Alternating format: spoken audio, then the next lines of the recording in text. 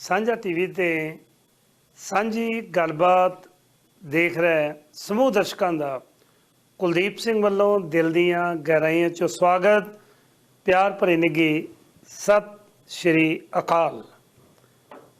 TV ਦਾ ਨਾਮ ਹੈ ਸਾਂਝਾ, ਗੱਲਬਾਤ ਹੀ ਫਿਰ ਸਾਂਝੀ ਦੀ ਕਰਾਂਗੇ।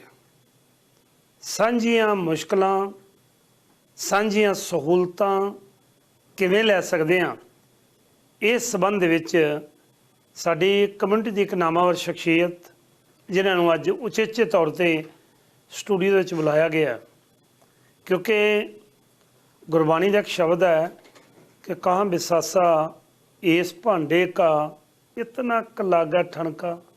ਪਤਾ ਥੋੜ੍ਹਾ ਕਿਹੜੇ ਵੇਲੇ ਇਸ ਸਰੀਰ ਨੇ ਚਲੇ ਜਾਣਾ ਹੈ, ਪਰ ਉਹਦੇ ਵਾਸਤੇ ਪਰਿਵਾਰ ਦੇ ਵਿੱਚ ਜਿਹੜਾ ਕਮਾਊ ਜੀ ਜਦੋਂ ਚਲਾ ਜਾਂਦਾ ਹੈ, ਉਸ ਤੋਂ ਬਾਅਦ ਪਰਿਵਾਰ ਨੂੰ ਜਿਹੜੀਆਂ ਪਿੱਛੇ ਮੁਸ਼ਕਲਾਂ ਨੇ ਨਾ, ਉਹਦਾ ਸਾਹਮਣਾ ਕਰਨਾ ਪੈਂਦਾ ਹੈ।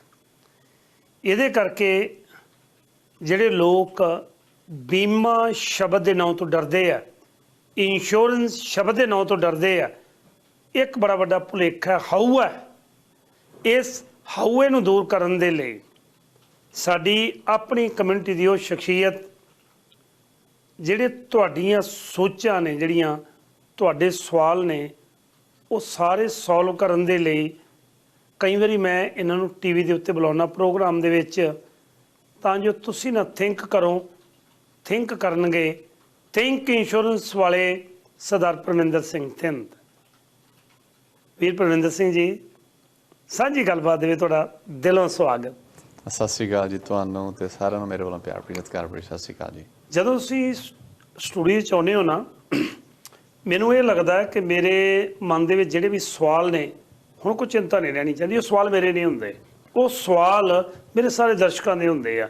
ਜਦੋਂ ਕਿਤੇ ਬਾਹਰ ਮਿਲੀਦਾ ਤੇ ਫਿਰ ਉਹ ਸਵਾਲ ਕਰਦੇ ਆ, ਯਾਰ ਕਈ ਵਾਰੀ ਜਦੋਂ ਤੁਹਾਡੇ ਕੋਲ ਥਿੰਦ ਸਾਹਿਬ ਆਉਂਦੇ ਆ, ਉਹਨਾਂ ਨੂੰ ਥਿੰਕ ਕਰਨ ਦਾ ਮੌਕਾ ਤੁਸੀਂ ਦਿਆ ਕਰੋ। ਤੁਸੀਂ ਥਿੰਕ ਹੀ ਨਹੀਂ ਕਰਨ ਦਿੰਦੇ, ਉਸ ਤੋਂ ਪਹਿਲਾਂ ਹੀ ਸਵਾਲ ਪਾ ਦਿੰਦੇ। ਮੈਂ ਕਿਹਾ ਜੀ ਉਹਨਾਂ ਨੇ ਥਿੰਕ ਕਰਕੇ ਹੀ ਥਿੰਕ ਇੰਸ਼ੋਰੈਂਸ ਰੱਖੀ ਹੈ। ਹੁਣ ਥੋੜ੍ਹਾ ਜਿਹਾ ਆਪਾਂ ਗੱਲਬਾਤ ਕਰੀਏ ਇੰਸ਼ੋਰੈਂਸ ਦੀ। ਇੰਸ਼ੋਰੈਂਸ ਦੇ ਮਾਮਲੇ ਦੇ ਵਿੱਚ ਮੈਂ ਕਈ ਵਾਰੀ ਪਹਿਲਾਂ ਵੀ ਜ਼ਿਕਰ ਕੀਤਾ ਹੈ ਕਿ ਪਰਿਵਾਰ ਦਾ ਜੀ ਦੂਜਾ ਜਿਹੜਾ ਡਰ ਜਾਂਦਾ, ਯਾਰ ਇਹ ਸਾਨੂੰ ਮਾਰਨ ਲਈ ਆਇਆ। ਨਹੀਂ, ਮੈਂ ਇਸੇ ਕਰਕੇ ਗੁਰਬਾਣੀ ਦਾ ਸ਼ਬਦ ਪਹਿਲਾਂ ਵਰਤੇ ਹੈ ਕਿ ਸਰੀਰ ਦਾ ਕੋਈ ਪਤਾ ਨਹੀਂ, ਕਿਹੜੇ ਵੇਲੇ ਕਮਾਊ ਜੀ ਘਰ ਦਾ ਚਲਾ ਜਾਵੇ, ਤੇ ਉਹਦੇ ਜਾਣ ਤੋਂ ਬਾਅਦ ਜਿਹੜੀ ਮੁਸ਼ਕਲਾਂ ਪੈਦਾ ਹੁੰਦੀਆਂ ਨੇ ਪਰਿਵਾਰ ਨੂੰ, ਪਰਿਵਾਰ ਜਾਣਦਾ ਹੈ। ਇੰਸ਼ੋਰੈਂਸ ਕਿਉਂ ਜ਼ਰੂਰੀ ਹੈ? ਦੇਖੋ ਜੀ, ਇੰਸ਼ੋਰੈਂਸ ਜ਼ਰੂਰੀ ਤਾਂ ਆ ਵੀ ਸਾਰਾ ਕੁਝ ਸਾਡਾ ਕਿਸ਼ਤਾਂ 'ਤੇ ਆ। ਜੇ ਆਪਾਂ ਕੋਈ ਵੀ ਚੀਜ਼ ਲੈਂਦੇ ਹਾਂ, ਅਸੀਂ ਆਪਦੇ ਪਰਿਵਾਰ ਨੂੰ ਪ੍ਰੋਟੈਕਟ ਕਰਨ ਵਾਸਤੇ ਵਧੀਆ ਘਰ ਲੈਂਦੇ ਹਾਂ, ਵਧੀਆ ਕਾਰ ਲੈਂਦੇ ਹਾਂ, ਅਸੀਂ ਆਪਦੇ ਬੱਚਿਆਂ ਨੂੰ ਫੋਨ ਲੈ ਕੇ ਦਿੰਦੇ ਹਾਂ, ਵੀ ਜੇ ਇੱਕ ਪਲ ਵੀ ਆਸੇ ਪਾਸੇ ਹੋ ਜਾਂਦੇ ਵੀ ਪ੍ਰੋਟੈਕਸ਼ਨ ਚਾਹੁੰਦੇ ਅਸੀਂ ਆਸੇ ਪਾਸੇ ਇੱਦਾਂ ਦੀ ਇਹਦੀ ਹੈਜ ਚਾਹੁੰਦੇ, ਇੱਕ ਸੇਫਟੀ ਨੈੱਟ ਹੋਵੇ। ਉਹ ਸੇਫਟੀ ਨੈੱਟ ਕਰਕੇ ਹੀ ਇੰਸ਼ੋਰੈਂਸ ਜ਼ਰੂਰੀ ਹੈ। ਭਾਵੇਂ ਉਹ ਡਿਸੇਬਿਲਿਟੀ ਹੋਵੇ, ਭਾਵੇਂ ਕ੍ਰਿਟੀਕਲ ਹੋਵੇ, ਭਾਵੇਂ ਲਾਈਫ ਇੰਸ਼ੋਰੈਂਸ ਹੋਵੇ, ਭਾਵੇਂ ਮੋਰਗੇਜ ਇੰਸ਼ੋਰੈਂਸ ਹੋਵੇ। ਸਾਨੂੰ ਪਤਾ ਜੋ ਕੁਝ ਅਸੀਂ ਬਣਾਇਆ ਸੀ ਆਪਦੇ ਆਲੇ ਦੁਆਲੇ, ਉਹ ਅਸੀਂ ਇਹਦੀ ਮਿਹਨਤ ਕਰਕੇ ਬਣਾਇਆ, ਉਹ ਉੱਦਾਂ ਹੀ ਪ੍ਰੋਟੈਕਟ ਰਹੇ ਜੋ ਅਸੀਂ ਚਾਹੁੰਦੇ ਹਾਂ। ਸਾਡੇ ਡਰੀਮਸ ਜਿਹੜੇ ਨੇ ਉਹ ਉੱਦਾਂ ਹੀ ਰਹਿਣ। ਜੇ ਅਸੀਂ ਘਰ ਬਣਾਇਆ ਅਤੇ ਅੱਗੇ ਅਸੀਂ ਘਰ ਫਾਰਵਰਡ ਕਰਨਾ ਚਾਹੁੰਦੇ ਹਾਂ ਆਪਦੇ ਬੱਚਿਆਂ ਨੂੰ, ਵੀ ਜਸਟ ਇਨ ਕੇਸ ਕਿਸੇ ਨੂੰ ਹੁਣ ਅੱਜ ਅਸੀਂ ਕੰਮ ਕਰ ਰਹੇ ਹਾਂ, ਕਿਸ਼ਤਾਂ ਨਹੀਂ ਦੇ ਪਾਉਂਦੇ, ਵੀ ਬੰਦਾ ਸੱਟ ਲੱਗ ਗਈ, ਇਕੱਲਾ ਇਹੀ ਨਹੀਂ ਵੀ ਆਪਾਂ ਜਹਾਨ 'ਚ ਕੂਚ ਕਰ ਜਾਵਾਂਗੇ, ਪਰ ਹੋਰ ਵੀ ਤਰੀਕੇ ਨੇ ਵੀ ਹੁਣ ਜੇ ਸੱਟ ਲੱਗ ਗਈ ਬੰਦਾ ਕੰਮ 'ਤੇ ਨਹੀਂ ਜਾ ਸਕਦਾ, ਹੁਣ ਘਰੇ ਆ, ਡਿਸੇਬਿਲਿਟੀ ਹੋ ਗਈ, ਕਿਸ਼ਤਾਂ ਕਿਹਨੇ ਦੇਣੀਆਂ? ਉੱਦਾਂ ਹੀ ਕ੍ਰਿਟੀਕਲ ਹੈ, ਵੱਡੀ ਬਿਮਾਰੀ ਲੱਗ ਜਿੱਦਾਂ ਹੁਣ ਇਨਸਾਨ ਨੂੰ ਕੁਛ ਵੀ ਹੋ ਸਕਦਾ, ਮਸ਼ੀਨਰੀ ਆ। ਹਾਂ ਬਿਲਕੁਲ ਬਿਲਕੁਲ। ਇਸੇ ਕਰਕੇ ਹਰੇਕ ਨੂੰ ਹੀ ਜ਼ਰੂਰੀ ਹੈ, ਜਿਹੜਾ ਵੀ ਇਸ ਰਹਿੰਦਾ ਇਸ ਸੰਸਾਰ 'ਚ ਹੈਗਾ, ਜਿਨ੍ਹਾਂ ਕੋਲੇ ਟਰੰਕ ਭਰੇ ਹੋਏ ਨੇ ਕੈਸ਼ ਦੇ, ਉਹਨਾਂ ਨੂੰ ਸ਼ਾਇਦ ਨਾ ਲੋੜ ਹੋਵੇ, ਉਹਨਾਂ ਨੂੰ ਇੰਸ਼ੋਰੈਂਸ ਦੀ ਨਹੀਂ ਲੋੜ ਹੋ ਸਕਦੀ। ਪਰ ਮੇਰੇ ਹਿਸਾਬ ਨਾਲ ਜਿਨ੍ਹਾਂ ਨਾਲ ਵੀ ਆਪਾਂ ਗੱਲਬਾਤ ਕਰਦੇ ਹਾਂ, ਆਪਾਂ ਹਰੇਕ ਆਪਦੇ ਉਹਨਾਂ ਨੂੰ ਇੰਸ਼ੋਰੈਂਸ ਦੀ ਲੋੜ ਹੈਗੀ ਹੀ ਹੈਗੀ ਹੈ। ਜਿਹੜੀ ਤੁਸੀਂ ਗੱਲ ਕੀਤੀ ਹੈ ਨਾ ਵੀ ਟਰੰਕ ਭਰੇ ਹੋਏ ਨੇ, ਟਰੰਕ ਭਰੇ ਹੁੰਦੇ ਫਿਰ ਇੱਥੇ ਆਉਣ ਦੀ ਲੋੜ ਹੀ ਕੀ ਸੀ?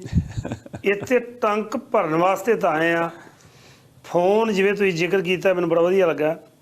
ਫੋਨ ਵੀ ਕਿਸ਼ਤਾਂ 'ਤੇ, ਗੱਡੀ ਵੀ ਕਿਸ਼ਤਾਂ 'ਤੇ, ਘਰ ਵੀ ਕਿਸ਼ਤਾਂ 'ਤੇ, ਇੰਸ਼ੋਰੈਂਸ ਵੀ ਕਿਸ਼ਤਾਂ 'ਤੇ। ਇਹ ਨਹੀਂ ਵੀ ਇੰਸ਼ੋਰੈਂਸ ਇੱਕੋ ਵਾਰੀ ਭਰ ਲਓ 2 ਲੱਖ ਅਤੇ ਕੋਈ ਨਹੀਂ ਬਾਈ ਜਿੱਦਾਂ ਚੜ੍ਹਾਈ ਕਰਕੇ 10 ਲੱਖ ਮਿਲ ਜਾਣੇ, ਇਹ ਵੀ ਹੈ ਨਹੀਂ। ਸਾਰਾ ਕੁਝ ਕਿਸ਼ਤਾਂ 'ਤੇ ਆ।